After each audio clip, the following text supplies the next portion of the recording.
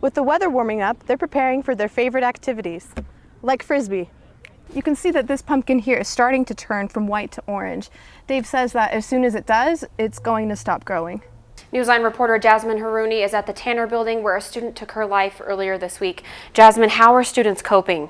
Obviously, the Tanner building is a very emotional place for students to be right now, but they are reaching out to each other and coming together to find ways to have healing. In case you missed it, that picture of Frodo that they show is actually Jimmy Fallon's face photoshopped over Frodo's. It's pretty uncanny. Jasmine, who did you talk to? I spoke with parents and hospital specialists.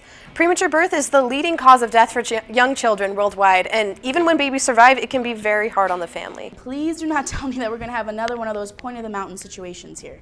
Well, hopefully not, Mallory, but there will be some considerable construction.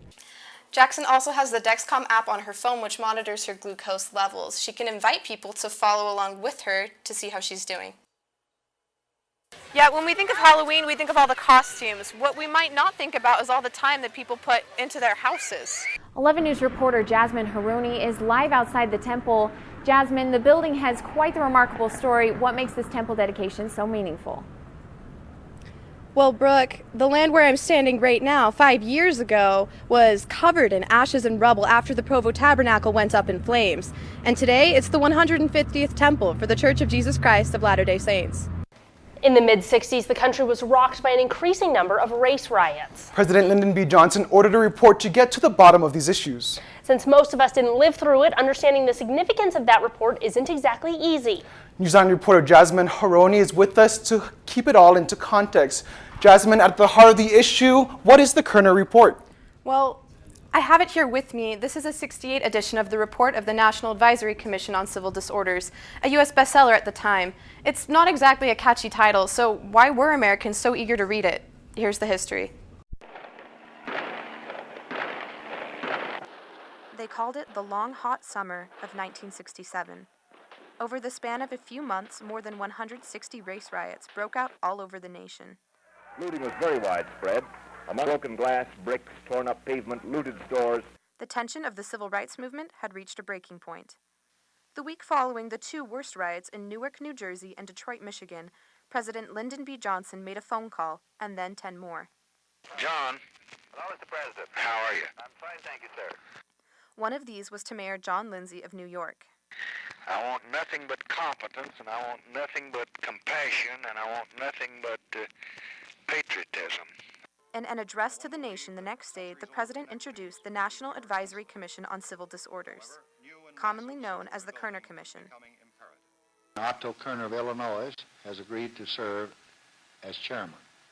Governors, mayors, and other leaders, two of which were black, made up the bipartisan commission. Over the next 7 months, they investigated, interviewed, and surveyed in 23 of the cities where the riots had occurred. They were to answer 3 simple questions. What happened? Why did it happen? And what can be done to prevent it from happening again? Once published, the report was wildly popular and sold 740,000 copies in the first 3 weeks. So, what had happened, and why?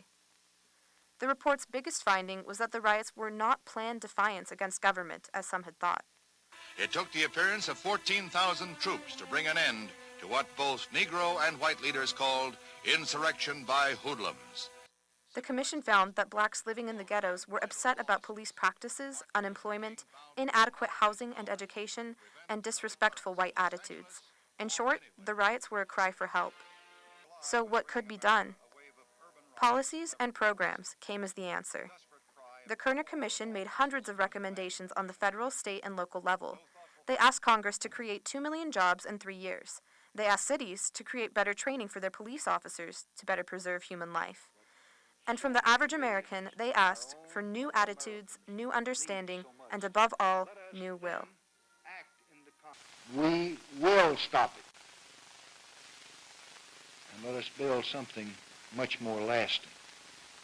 Faith between man and man. Faith between race and race. Faith in each other. And faith in the promise of beautiful America.